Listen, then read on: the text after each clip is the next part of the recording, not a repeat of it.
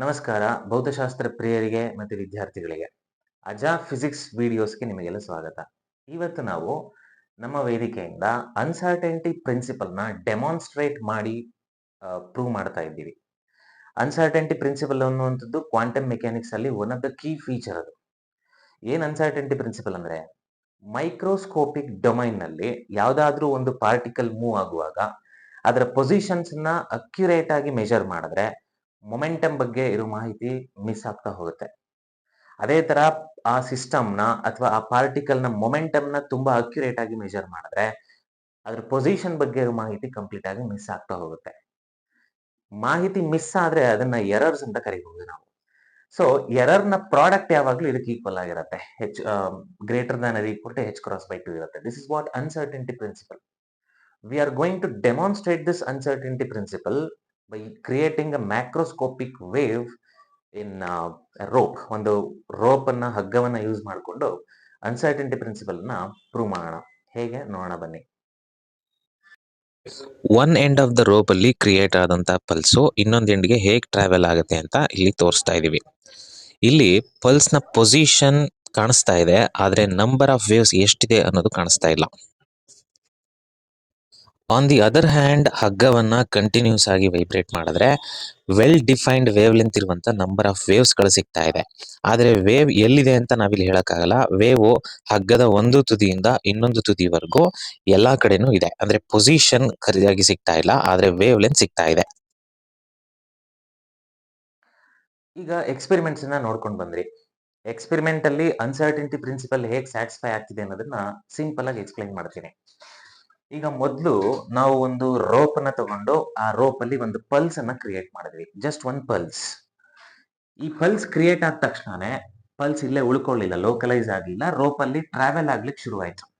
So after certain fraction of seconds rope ನಲ್ಲಿ position of pulse ಇಲ್ಲಿಗೆ ಬಂತು, next pulse ಇಲ್ಲಿಗೆ ಬಂತು, ನೆಕ್ಸ್ಟ್ ಇಲ್ಲಿಗೆ ಬಂದು ಫೈನಲಿ ಇಲ್ಲಿವರೆಗೂ ರೀಚ್ ಆಗುತ್ತೆ. ಓವರ್ ಹಿಯರ್ ನಾವೇನ್ ಅಬ್ಸರ್ವ್ ಮಾಡ್ತಿದೀವಿ ಅಂತಂದ್ರೆ, ಬೇರೆ ಬೇರೆ ಟೈಮ್ ಅಲ್ಲಿ ಪಲ್ಸು ಬೇರೆ ಬೇರೆ ಪೊಸಿಷನ್ ಅನ್ನ ಆಕ್ಯುಪೈ ಮಾಡ್ತಾ ಇದೆ. So that we can measure position of the pulse accurately at different time. ಬೇರೆ ಬೇರೆ ಟೈಮ್ ಅಲ್ಲಿ ಬೇರೆ ಬೇರೆ ಪೊಸಿಷನ್ ಸಿಗ್ತಾ ಇದೆ. ಆದ್ರೆ ಇಲ್ಲಿ ಎಷ್ಟು ನಂಬರ್ ಆಫ್ ವೇವ್ಸ್ ಇದೆ ಅನ್ನೋದೇ ನನಗೆ ಕಾಣಿಸ್ತಾ ಇಲ್ಲ. ಇರೋದು ಒಂದೇ ಒಂದು ಪಲ್ಸ್ ಅಷ್ಟೇ. ಇನ್ಫ್ಯಾಕ್ಟ್ ಫೋರಿಯರ್ ಟ್ರಾನ್ಸ್ಫಾರ್ಮ್ ಅಲ್ಲಿ ನಾವು ನೋಡೋದಾದ್ರೆ, ಆ ಕಾನ್ಸೆಪ್ಟ್ ಅಲ್ಲಿ ನೋಡೋದಾದ್ರೆ, this one pulse is nothing but super position of many waves. ಎಷ್ಟು ವೇವ್ಸ್ ಇದೆ ಅದ್ರ ಮಾಹಿತಿ ಇಲ್ಲಿ ಮಿಸ್ ಆಗಿದೆ. ಆದ್ರೆ ಪೊಸಿಷನ್ ಆಫ್ ವೇವ್ ಕರೆಕ್ಟ್ ಆಗಿ ಸಿಗ್ತಾ ಇದೆ ನನಗೆ. ಅದೇ ಪೊಸಿಷನ್ ಆಫ್ ಪಲ್ಸ್ ಕರೆಕ್ಟ್ ಆಗಿ ಸಿಗ್ತಾ ಇದೆ. ಸೊ ನಂಬರ್ ಆಫ್ ವೇವ್ಸ್ ಎಷ್ಟಿದೆ ಅನ್ನೋದು ಕಂಪ್ಲೀಟ್ ಆಗಿ ಮಿಸ್ ಆಗಿದೆ. ನಂಬರ್ ಆಫ್ ವೇವ್ಸ್ ಅಥವಾ ಆಂಗ್ಯುಲರ್ ವೇವ್ ನಂಬರ್ಗೆ ನಮಗೆ ಫಾರ್ಮುಲಾ ಗೊತ್ತೇ ಇದೆ. What is that? k is equal to 2π/λ. When we are missing the number of waves over here, that means we are missing ಅಂದ್ರೆ ಯಾವ್ದ್ರ ಬಗ್ಗೆ ಮಾಹಿತಿ ನನಗೆ ಸಿಗ್ತಾ ಇಲ್ಲ ಅಂದ್ರೆ ಲ್ಯಾಂಬ್ಡಾ ಬಗ್ಗೆ ಮಾಹಿತಿ ಸಿಗ್ತಾ ಇಲ್ಲ, ವೇವ್ ಲೆಂತ್ ಎಷ್ಟಿದೆ ಅಂತ ಸಿಗ್ತಾ ಇಲ್ಲ. ವೇವ್ ಲೆಂತ್ ಮಿಸ್ ಆಯ್ತು ಅಂತಂದ್ರೆ ನನಗೆ ಮೊಮೆಂಟಮ್ ಬಗ್ಗೆ ಮಾಹಿತಿ ಮಿಸ್ ಆದಂಗೆ ಅರ್ಥ. ಹೇಗೆ? ಡಿ ಬ್ರಾಯ್ಸ್ ಈಕ್ವೇಶನ್ ಅಲ್ಲಿ ಪಾರ್ಟಿಕಲ್ ನ ಪ್ರಾಪರ್ಟಿ ಆದ ಮೊಮೆಂಟಮ್ ಮತ್ತೆ ವೇವ್ ನ ಪ್ರಾಪರ್ಟಿ ಆದ ವೇವ್ ಲೆಂತ್ ಅನ್ನ ತುಂಬಾ ಚೆನ್ನಾಗಿ ಕನೆಕ್ಟ್ ಮಾಡಿದ್ದಾರೆ. ಹೇಗೆ? We know this equation P is equal to h divided by lambda or lambda is equal to h/p.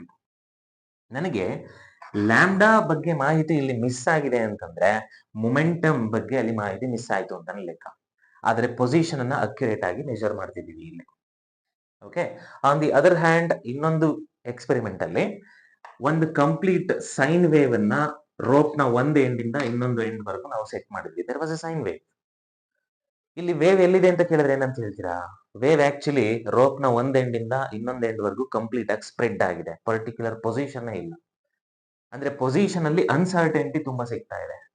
ಆದ್ರೆ ಇಲ್ಲಿರೋ ವೇವ್ಗೆ ಒಂದು ವೆಲ್ ಡಿಫೈನ್ಡ್ ವೇವ್ ಲೆಂತ್ ಅಂತ ಇದೆ. ಪರ್ಟಿಕ್ಯುಲರ್ ಆಗಿ ಇಷ್ಟೇ ವೇವ್ ಲೆಂತ್ ಇದೆ ಅಂತ ನಾವು ಮೆಜರ್ ಮಾಡಬಹುದು. ವೇವ್ ಲೆಂತ್ ಬಗ್ಗೆ ಮಾಹಿತಿ ಸಿಗ್ತಾ ಇದೆ ಅಂದ್ರೆ ಮೊಮೆಂಟಮ್ ಚೆನ್ನಾಗಿ ಮೆಜರ್ ಮಾಡ್ತಿದ್ದೀವಿ ಅಂತ ಅರ್ಥ. ಆದ್ರೆ ಪೊಸಿಷನ್ ಆಫ್ ದಿ ವೇವ್ ಎಲ್ಲಿದೆ ಅಂತ ಕೇಳಿದ್ರೆ ಮಾಹಿತಿ ಇಲ್ಲ. ಪೊಸಿಷನ್ ಸ್ಪ್ರೆಡ್ ಆಗ್ಬಿಟ್ಟಿದೆ ವೇವ್ ನ ಒಂದು ಎಂಡ್ ಇಂದ ಇನ್ನೊಂದು ಎಂಡ್ ವರೆಗೂ. This is what uncertainty principle that we have seen.